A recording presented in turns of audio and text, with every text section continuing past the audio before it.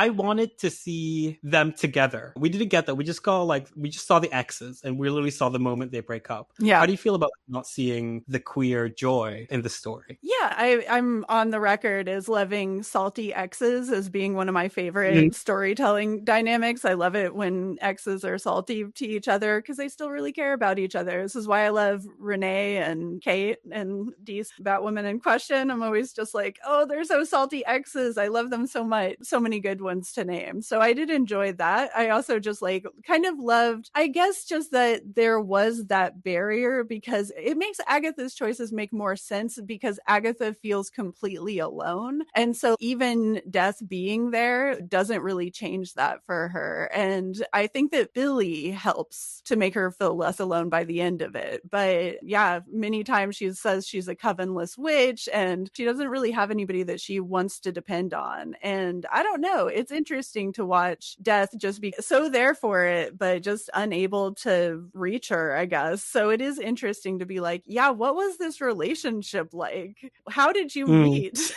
Like, I'm fine with this finale with just like the shape of the season as long as we eventually get like a Marvel 60-minute special feature of just like their backstory. Just because I feel if you want to tell this story, if you want to tell this queer story, I like watching the Vengeful Exes. I think that's a narrative, but I think we need some insight. We need a back issue. Show us just some of that joy because I feel like we need the full arc of the queer story for it to not fall into a problematic trope, which isn't necessarily where it's headed, but it could. And I can kind of see the cliff. I just hope it swerves.